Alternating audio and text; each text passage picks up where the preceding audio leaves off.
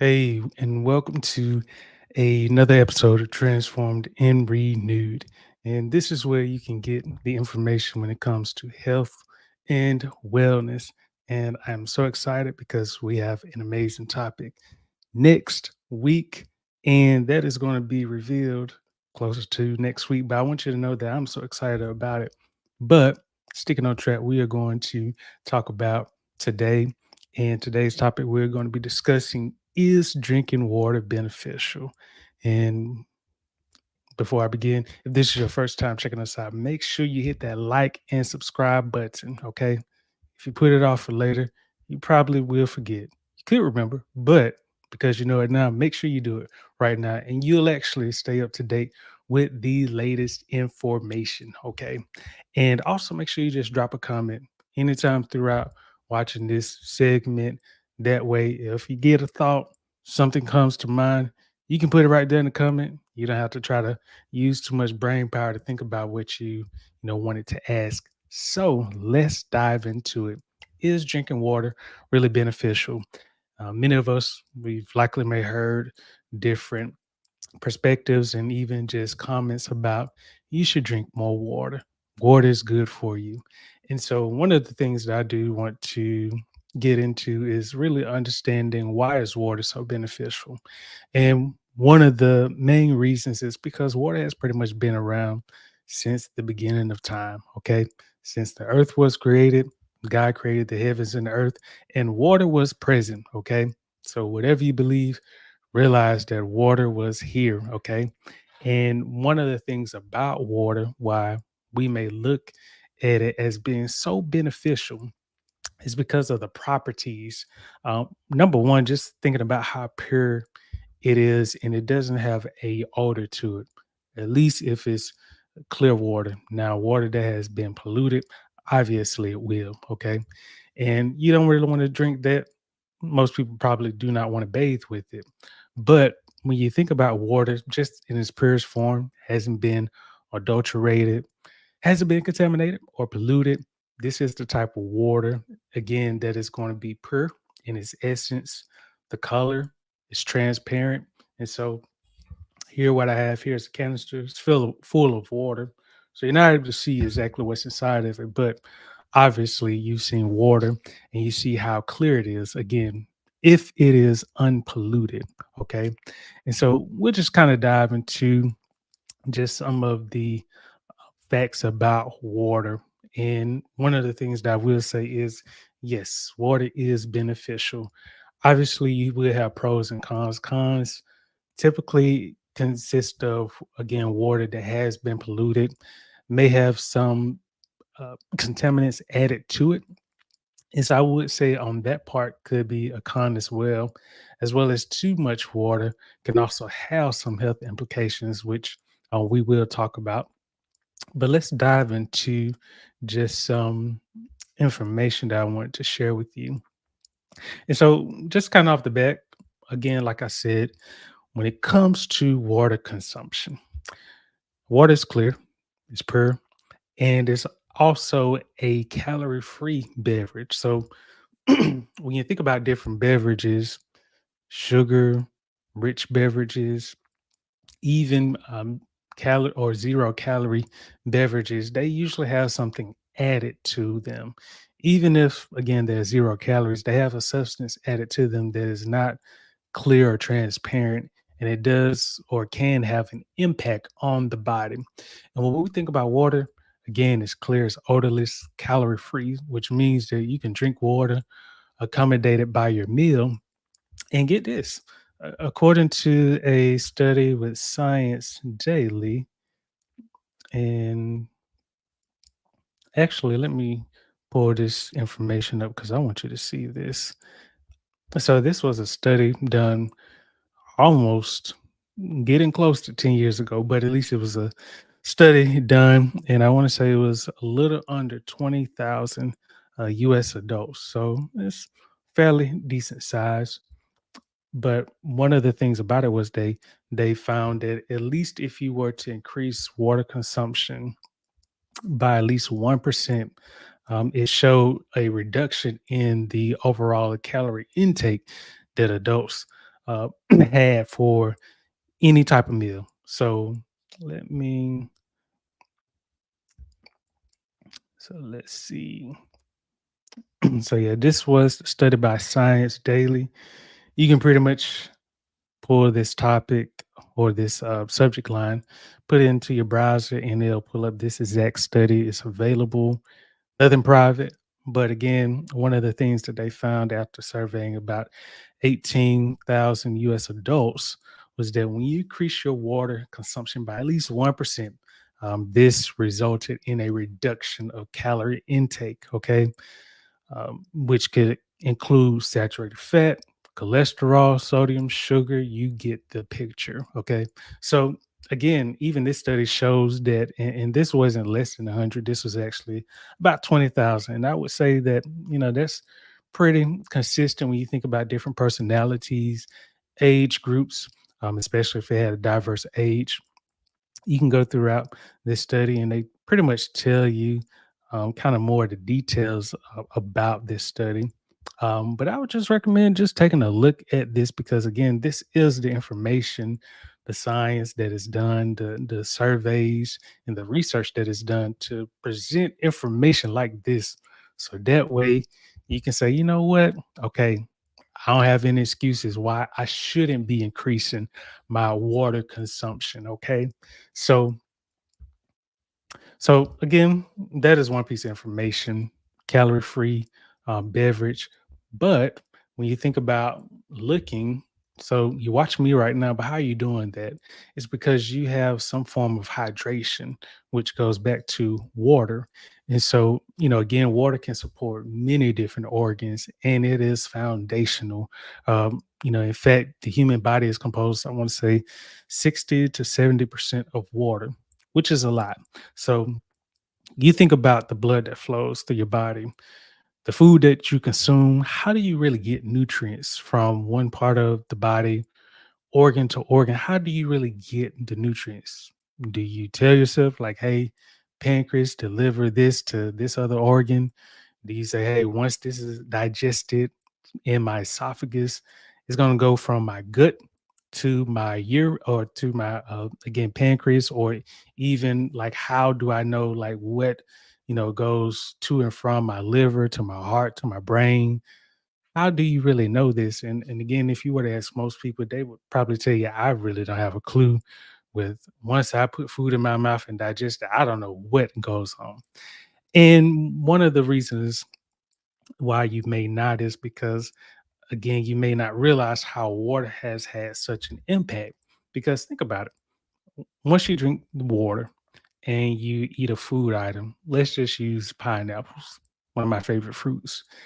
Nutrients, vitamins, minerals in pineapples have to have water or some type of liquid carrier. Why? Because in order for you to really utilize the nutrients so that your body can benefit in the fashion that it can from these nutrients, it needs to have a carrier. Okay. It's like if you have to go to work, if you have to go physically into work, you need transportation at the end of the day. If you want to drop your head, try to blink and think that you're going to teleport there, you can keep doing that and you may be you may continue to do that, but you also realize you ain't gonna get to work unless you have some form of transportation. And this is where water comes in. It's going to transport those nutrients to the right places. Okay.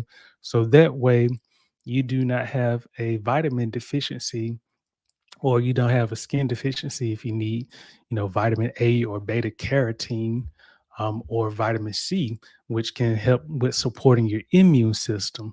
So when you get those vitamins, they're going to do some wonderful things when they have the proper transportation. And again, this goes back to water. Now you may say, well, why can't milk or some other beverage be substituted for water? Well, this goes back to our original point about water being odorless, colorless, and calorie free. Per. So this means that water is the ideal transport carrier.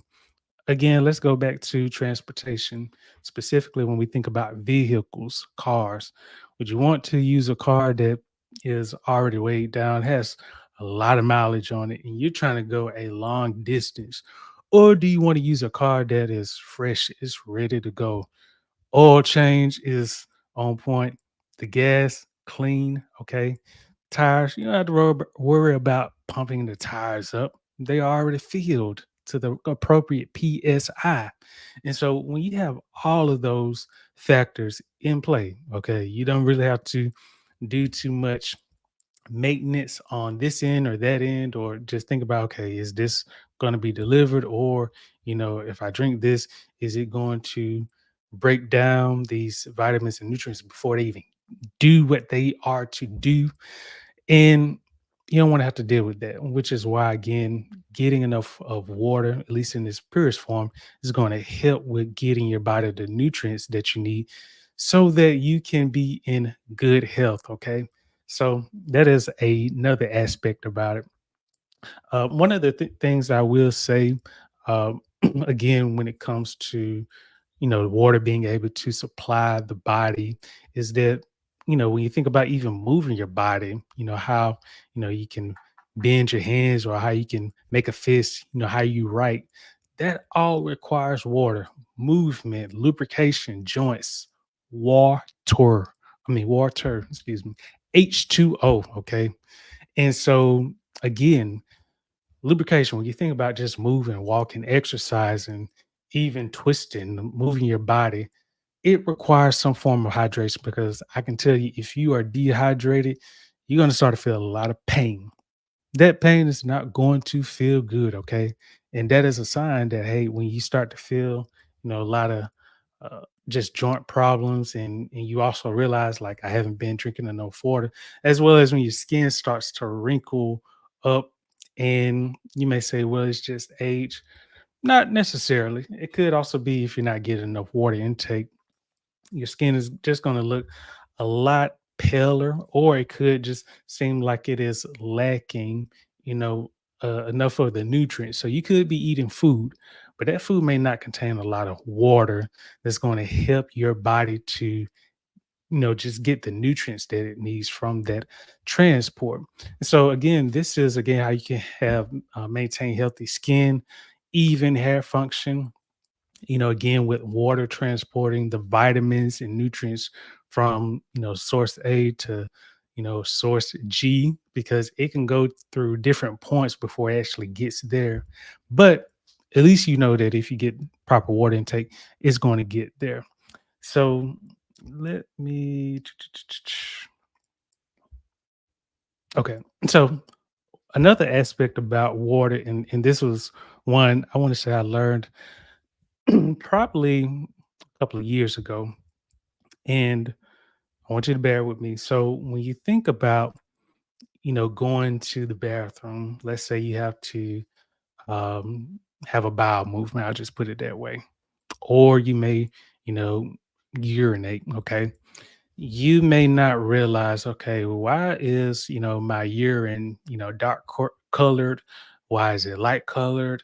Why is it, these different colors, as well as, once I have a bowel movement, why does it feel, very hard for me to push? Okay. For me to get that waste out of my body. Why does it feel hard? And, one thing I will say is water. When you think about urine, when your urine is typically dark colored, excuse me, that can result from a number of different factors. Number one, if you are drinking or eating a lot of sugary products, as well as when you're eating a lot of products, sometimes you may lack getting proper water intake. And that is going to be a sign of, you know, when you have dark colored urine, it's going to be a sign that you're not getting enough water. But sometimes you may urinate and you may have just waking up. That's usually the body's way of detoxing. So when you're sleeping, your body is pretty much going through a detoxification process. So you may wonder, slightly getting off topic, but it's still related. You may wonder, why do I have, this sand, man, that some people call it, in my eyes, or just these dust cracks on the corner of my eyes? And that is one way of the body detoxifying. Water is pretty much not present because your eyes are not moving. And so that means that whatever movement you had in your eyelids, because your eyes are not moving, it's going to start to dry up. And that's why you start to see these cracks forming on each end of the eyes. It's because water is not being present because your eyeballs are not in movement. Now, if they were in movement, that would prevent that buildup from occurring. But when they're not in movement, or when you're not moving your eyes as much because they're closed in your sleep, that is going to start to form that buildup. But also, when your body is at rest, it's going through a detoxification. So, let's say you may have drunken some water before you went to sleep. Probably after a couple of hours, you may feel like, I got to use the bathroom. Depending on how much water you've drunken, you could wake up a lot sooner. So if you, let's say, drunk it at 10 o'clock, you could wake up around 2 or 3 o'clock. Could be sooner, depending again on how much water you consume. But you'll notice that you'll likely go to the bathroom. Urine could be clear or it could be dark colored. If you say, you know what, I don't really feel like getting up, like I am sometimes, then you could postpone it off. But you'll also notice, like, I got to go use the bathroom because I didn't use it when I first woke up. And so you'll realize that when you do go to urinate, you start to see that it is dark color, dark yellow typically. And that is because again, there's a buildup in the body is pretty much detoxifying, anything that was in its path.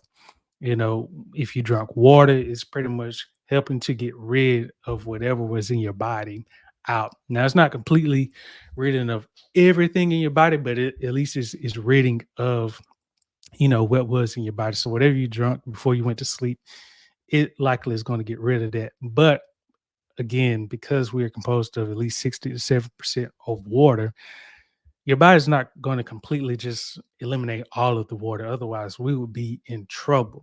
So that's why, for each of the organs in our bodies, water plays a vital role, and that is pretty much giving it the life that it has. Because otherwise, it would just pretty much be dry on the inside, and that's not good because you'll start to eat food and it'll just get stuck. Okay, so that's why you need water because if you don't have mucus in your esophagus and in different places, you're going to start to feel just some pain when you try to eat something, when you try to move. It ain't going to feel good. So, that is another aspect about water is that, when you think about going back to your urine, usually when you see a sign of clear urine, when it's very clear, that means that, hey, water in, water out, and that's a good sign. Usually, when it's yellow, it's letting you know, like, hey, we can increase that water consumption. We can do better with that. So let's improve that. And then also, clear urine indication, hydration. Dark colored can indicate dehydration, or again, like, hey, we can improve that water consumption. And so you may be asking, how much water do I need to consume? Because I really don't know. And, according to the National Academy of Medicine, and I want to also say the American Heart Association, I believe that when it comes to water, at least 13 cups for men and then 9 cups for women. So usually a cup is about 8 ounces. And so, if we were using, if you were using that criteria, for women, it would be roughly about 72 cups or, excuse me, ounces of water. And then for men, that's roughly over 100 ounces, in terms of water intake. Okay. So if you want to convert that to pounds, you're looking roughly at about, for women, it's typically about 4 pounds of water that you would likely need to consume. And for men, that would roughly be about 6 pounds, I want to say 6 to 7 pounds of water. But again, if you are, pretty much active throughout the day, some people can actually drink more than that because, again, when you are sweating, that's another way that water can be lost is during sweating, urination, which we talked about, even if you were to vomit or have a bowel movement, you may be throwing up, but once you throw up, it's liquid, which means that's water that your body got rid of when you went to do or have a bowel movement. It required water, which your body got rid of. And so when you have a lack of water, at least when it comes to bowel movement, kind of going back to the point of, why does it feel just tight? Like I'm pushing, but it hurts like coming out. And that's because you are lacking water. You'll notice that when you're getting a lot of water in your system and having a bowel movement, it feels a lot smoother. It's not going to stress your rectum or your anus. It's not going to stress that too much or put too much pressure down there. And so when you're getting enough water, it's just going to take a lot less pressure on, just your rectum area. And that can also just help you again when it comes to having a bowel movement. So increasing your water consumption, you'll start to notice that when you do have a bowel movement, it just feels just whew, got it over, done with it. Like, oh, I had to use the bathroom. Ooh, I feel lighter. You don't want to go in saying, ooh, I got to go to the bathroom. Like, it just hurts. And I can tell you because I've had that myself, and I realized once I did start to increase my water consumption, that wasn't an issue anymore. Okay. So, again, once you incorporate water, and again, these are just some of the benefits, that I talk about, but it's very important. It can help with a lot of just health issues, simple practices, but they do just require you to be mindful to get water because if you get too busy throughout the day and you're not getting enough water, your body will let you know it in so many ways. And over time, you realize, like, man, why is my skin just getting so wrinkly? Like, why do like some things just feel tight? My joints just feel like they're not in motion. Like I'm drinking liquids, but what type of liquids are you drinking? Is it, clear water that is going to help with your body, or are you drinking a lot of sodas, which are not really going to help you on the most part because if they contain a lot of sugars, that can also be doing the reverse of what water is doing. So instead of transporting the nutrients, the sugars could be dehydrating those nutrients, or it just could be just causing those nutrients not to get to where they need to go. So that's something else to consider. So hopefully with this information. Hope it wasn't too much, but at least you have the article that I shared with you early as a reference point to let you know, like, hey, there's some science behind water consumption. And of course, like I said, we are contained of 60 to 70% of water. So when you think about eye function, hand function, body function, gut, water is there and it's needed because again, that's how your body pretty much does what it does, even if you are not aware of it. So that is something for you to know. Hopefully you found this educational. If you did, make sure you hit that like and subscribe button on your screen. Listen, when you like and subscribe to our content, you help us to realize like, hey, we're doing something good.